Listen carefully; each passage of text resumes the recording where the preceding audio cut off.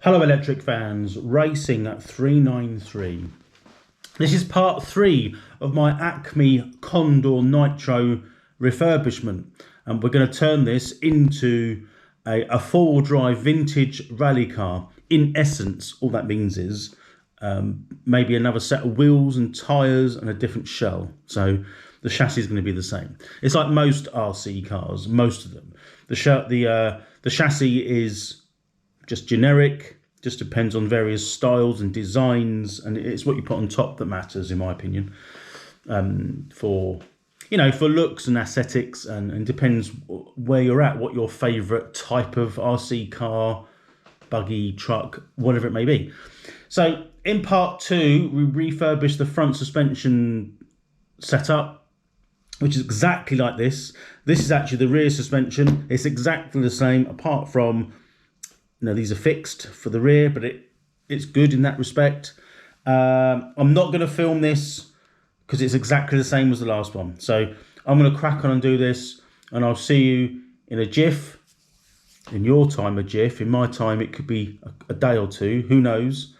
But I'm going to strip, clean, and rebuild this part. Just so you know, you can see here. I'll show you some bits of it again. I mean, you can see it's quite rusty, quite oily, typically, but it's actually really, so far, from the outside, in pretty good condition. It's very easy. Now I've done one. It's just a messy task, cleaning all this up. In fact, the only problem with this one is I couldn't get that hex off. I still haven't been able to. I think hopefully once I undo that and this knuckle comes off, or whatever I do, I should be able to do something with that. I mean, this is fairly smooth, but it feels empty, as I said before. So enough of this. I'm going to get on, strip this down, and I'll see you back when it's done. Okay, I've got it all stripped down. I thought I'd just show you this bit. Nothing really wrong. Got the suspension parts in soak, degreaser, bit W40. Got the gear casing out, that was fine. As it happens, the output shafts on here were just all loose. So I have checked them, they're fine. It was just literally the grub screws. They weren't done up. This one, is it that one? Not that one. This is the output shaft. That grub screw was effing tight. I don't know why. I mean, what's going on? I was thinking, I don't want that to strip, ideally. But bit of WD on there, some degreaser, and it came undone. But it was quite an effort. Got that off in the end. I don't know why that was so tight. It's plastic, isn't it? I've no idea why that was tight. I will be replacing those, as I said, in aluminium ones, just 12mm hexes with the bar in there. So yeah, so far so good. So just going to strip this down. Cut the screws, take the diff out, clean it all up, put it all back together. So you can see at the minute, I'll show you it now. I mean, it is fairly free, but it is empty. But you can hear it. You probably hear it the same anyway when I put oil in it. But anyway, just a quick update. I'll crack on. So that's all cleaned. All the suspension's cleaned. The diff, it's all in bits. There's nothing wrong. I'm just going to take the bearings out and give them a once over, and I'm just going to take those off as well. The pillow balls, they don't need to be steered because it's not they are fixed, but they do go up and down. I just want to get sort of the bearings out to clean them, to put them back in, to be honest. There's not much else, so I'm going to crack on with that now. It's it's ready to go back together. And bit of oil, grease, sealant, that kind of stuff. I'll be back to show you in a minute a completed and finished diff. Just thought I'd show you again. That's how much grease I put in. It's quite packed in there. The spur gear, if you like, goes on a certain way, and it locates at the end of where those planet wheels are. But you put quite a bit in there. I'm going to put a bit of seal around the spur gear, put it on, nip it up, and then it can go back together, hopefully. It is a messy job. Yuck. And there we have the diff built. So you can hear it, but it's not as loose. Feels like a diff. Works both ways. It's all sealed. Yeah, I mean, it feels absolutely lovely. And you do the diff itself. There's absolutely no problems at all. So I've sealed it all up, packed it with grease, and there it is, nice and clean. So I will now clean up the rest of the bits and pieces. Well, they're not track control arms, but they're just toe links and drive shafts. We'll get it all back together. Oh, I've got to free those up as well, which I'll do. And we'll have a completed unit. So we clean the front bit off. Just sort of quick update here. No real problems as such. These pillow balls, that they come out really nice and easy. That one just doesn't move. I don't know how that is put in there. In fact, the tool that I use, which is this Allen key, it goes in, but it's very loose. It might even be a different size, but I think it might be rounded off a little bit, where that one's tighter. I've no idea why that one is, what it might be. I might need to go up a size, maybe. But that is so tight anyway. It shouldn't, even if that was normally, you could undo that. I don't know what I'm trying to say. I'm not even finishing my sentences here. I'm flabbergasted. It's so tight into plastic. I've no idea why, unless someone's, for some reason, Loctited it in there. What else? The bearings on the other end of the chassis, on the wheels, are pretty good. These ones are a bit, they do move. They're much better than they were.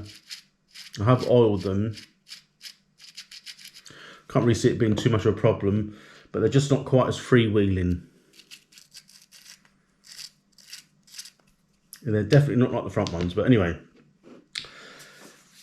That's it really. Just a quick update. I'm just going to reassemble what I can now, which is drive shafts. They'll need cleaning.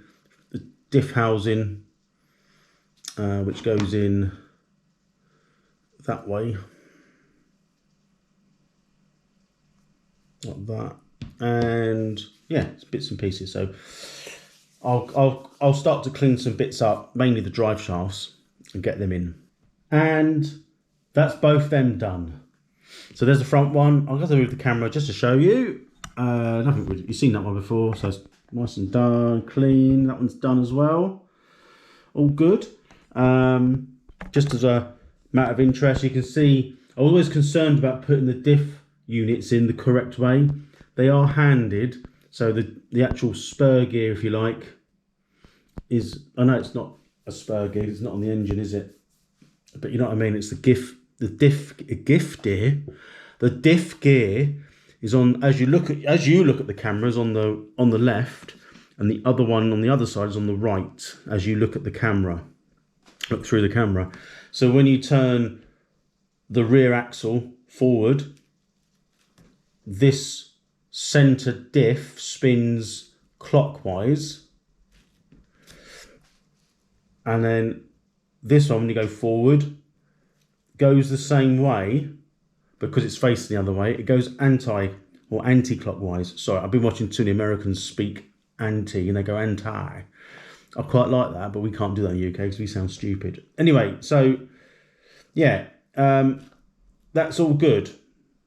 That one sits a bit flatter, but yeah, all done. So now the next part of this same video is we're going to get the engine removed, and those what's it called? I did say I've completely forgotten the name. The steering knuckles. I can't remember what it's called now, but you know what I mean. And I had real trouble trying to get that off. So yeah, let me get the stuff up on the deck here, and then we'll see what we're faced with. And here we have it. So got the motor, the engine. Got to stop calling it a motor. 2-speed gear, if you like, here in the middle. And this is a bell crank. I just remembered it as I turned the camera off. So I've got to take all this off. Yeah, I mean, the engine shouldn't be too, say that, it shouldn't be too much of a problem. And then I don't think there's any problem with the centre.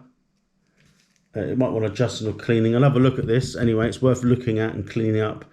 This, on the other hand, is going to prove a bit of a problem, because that's free spinning, and the problem is it's not tight, but I can't grip this without bending it. So yeah, I don't know yet. Yeah. So anyway, got a few bits to come off it. I think the chassis is slightly bent, very slightly, so that's not going to be too difficult. So I'm gonna remove all the bits I can, and then I'll come back, show you what I've done.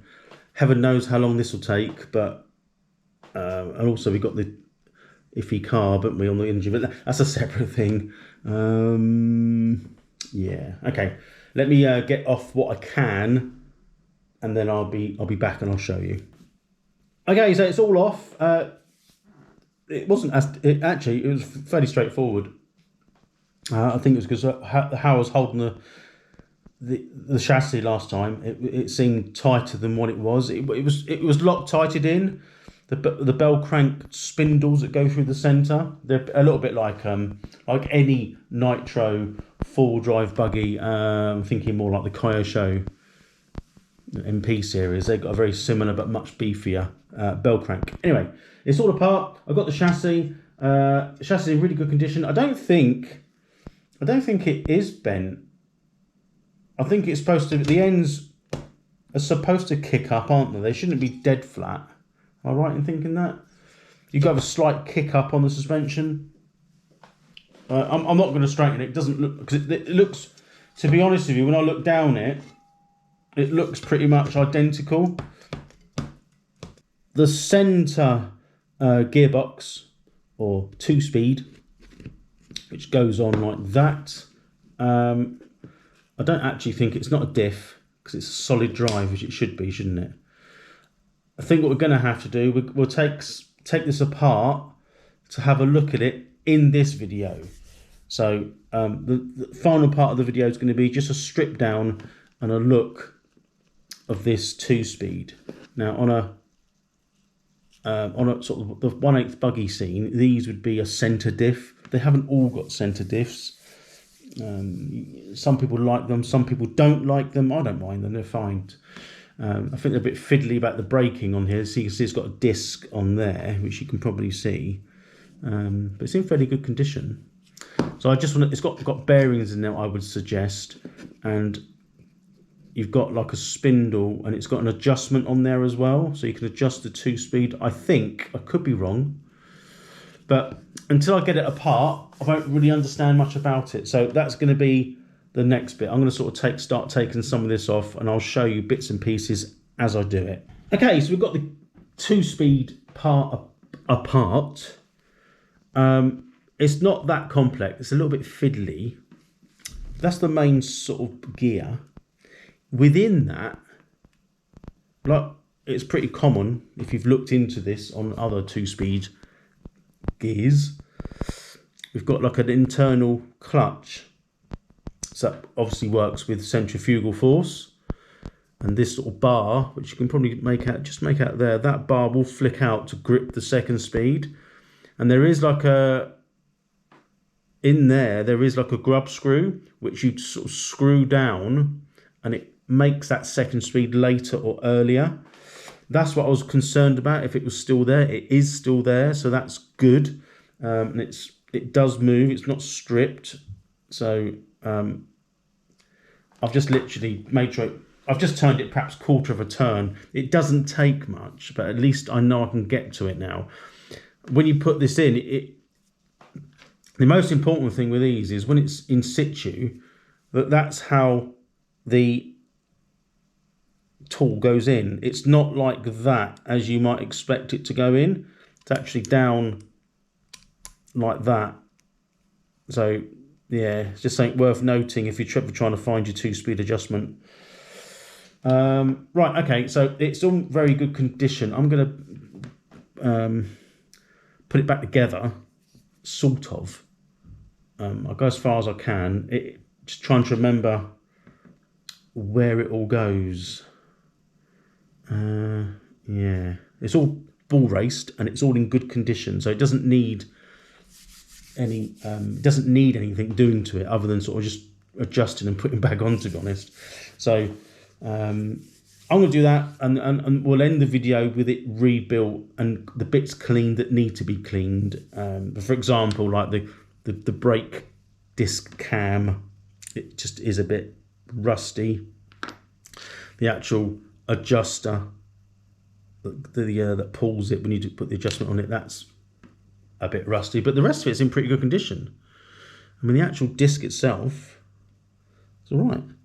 So I'm going to put it all back together and just show you when I've done that, and then that will end the video. In the next part, as I'll do a conclusion, is we'll get this stripped down.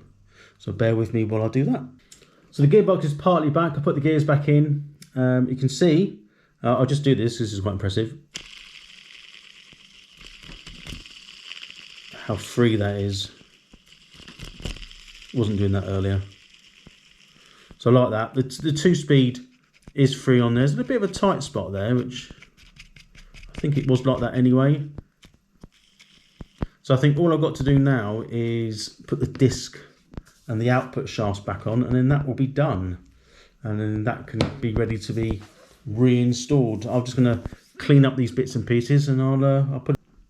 And there we have it. So the 2-speed, I say gearbox, I suppose it is a gearbox, isn't it? 2-speed gearbox is completed. It's gone back together really nicely. I'll just show you. So I don't know if you can see that. So looking at that, I will spin it. It's really free. I like that. And then we can sort of simulate the braking. Here we go. So the reason the other, it's the main gear that stops that. So it's like the main drive, and the other gear will just spin on its axis because it's not the springs they now engage in it, and it engages that second one here when it's at high enough speed. So yeah, very good. Almost went around with it. It's almost like a motor. I've cleaned it all up. So yeah, the disc is all good. It's got brake pads in there, if you like, little sort of abrasive pads. So that all works. It's all clean. It's all put back together. A little bit of oil. Found the adjustment screw. So that all works. So that's completed. So in closing, in my next video, my part, what is this? Part 4. This is part 3. So in part 4, we'll be looking at this. Now I do have another one of these. And it's got a bit of a funny carburetor thing. It's not connected to the butterfly. So that would all need to come off.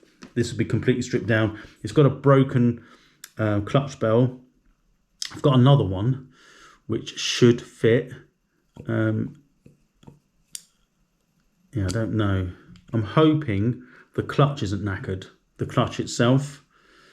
But I've got another one just in case, which should fit. So I might as well try and strip this one down first, see what we're faced with, and then we'll go from there. If all goes well and it is okay, we'll get some paint on top of this as well. Make it look nice. It'll be as good as new. Looks all right though, but it is a very basic motor. But that will be in part 4. So I hope you enjoyed part 3. Let me know what you think. There's plenty of ACME Condor bits on the internet. I mean, it's one of those sort of nitros which I never really heard of it, to be honest. I mean, when I picked it up, I thought, well, I only saw the 2-speed. That's where my eyes went. Oh, it's 2-speed. It's got to be worth a look at, isn't it? But yeah, ACME Condor. There's tons. It's just a crap looking buggy in its basic form. If it was razor edged, it would look a bit better. I'm just not keen on this round cab spaceship shit. I just don't like it. So we'll make something of it. We'll, make it more pleasing. I don't know how it'll go. It should go okay once I get it running. If I get it running, you know, there's always that. I haven't spent any money on it yet, so you know, I've just used the bits that I've got, which is good. So yeah. Anyway, enough of that. Let me know what you think. If you like the video, please give it a thumbs up. Appreciate a subscribe. Hit the notifications bell if you can. It'll be much appreciated for my next videos that come out. I cover all sorts of things from Nitro to LMP12. So the LMP12 carpet season's slowly starting up. I'm sort of getting myself back into that. Yeah, so thanks so much. If you get this far watching, appreciate it. And I'll see you soon for part 4. Thanks for watching and goodbye for now.